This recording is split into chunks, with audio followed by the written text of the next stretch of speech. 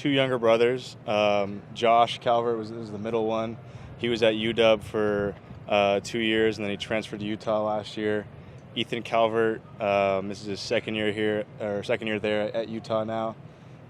So we're all a year and a half apart from each other. So in high school, when I was a senior, Josh was a junior, and then Ethan was a freshman. So at one point we were all playing on the same team, which was pretty cool. And I guess this Saturday will be probably, most likely the last time all three of us suit up on the same field at least. So it's pretty special. How much trash talking so far this week? Yeah, there's always a lot of sibling rivalry that goes on between us. I think there's a lot of respect too. Obviously, there's a lot of bragging rights for a game like this between both of us, but it's just going to be a fun game overall. I got a ton of family coming to the game, so it should be a good experience for everybody to be able to come out and see everybody. Go ahead. Was this date circled in the off season? Yeah, I think a lot of my family was looking forward to at least coming to this game. Obviously, you take it week by week, but I was looking forward to playing this game. I knew it was going to be a big one between me and my brothers, just as far as the significance of what it means to us and what we've been working at our whole lives, to be able to get to this point. Now it's kind of coming to fruition, at least for me, this being my last year here in college. And so it's been pretty amazing, this journey so far, and just looking forward to it on Saturday. How do your parents handle that at the game? Where do they sit? Yeah, I think they're all going to sit together probably, but they have a little sweatshirts that they've made and stuff like that with our faces on it, and have half Utah, half UCLA sort of stuff, so it should be fun. What have you seen in terms of progress from the defense? What has Bill McGovern brought to you guys, and with just your overall thoughts on how the defense is performing right now? I think just having everybody on the same page. You've seen a lot of plays being made on all different fronts. Getting pressure up front, and then you got secondary making picks. You got linebackers coming up making TFLs. So having everybody fire on the same cylinder, be at the same speed, be able to see the love shared between the whole defense has been great to see. And so just being able to have everybody work together well has been great. The progress the program's made back in the top 20 now. Kind of talk about that. This is there's some significant steps that have been made.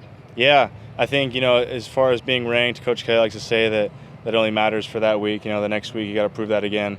So that's something we work towards now, is just being able to be 1-0 each week.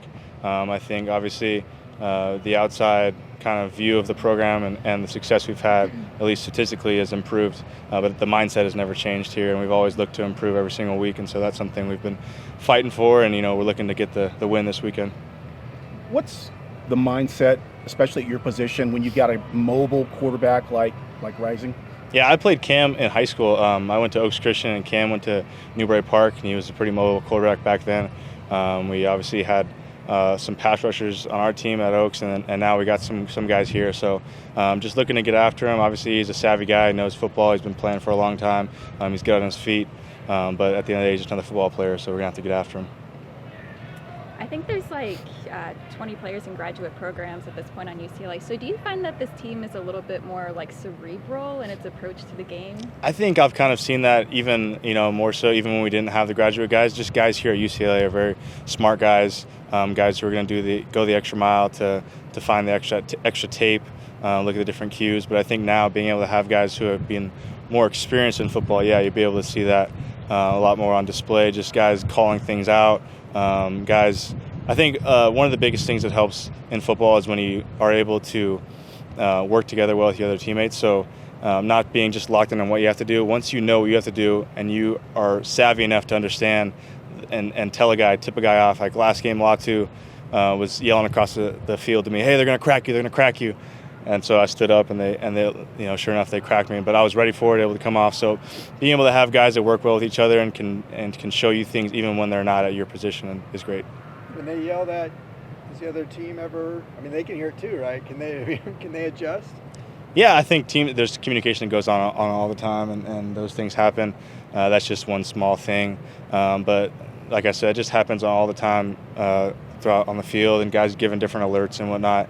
Obviously, they're going to do the same thing on the other side of the ball, but it's kind of whoever the last man sees it is probably going to make the play. How much fun is this right now? We've talked to you for years, and a lot of the times it hasn't been fun just because the team hasn't been doing well. But to be where you are now, in the spotlight, nationally ranked, you have the respect of the nation basically. What does that feel like?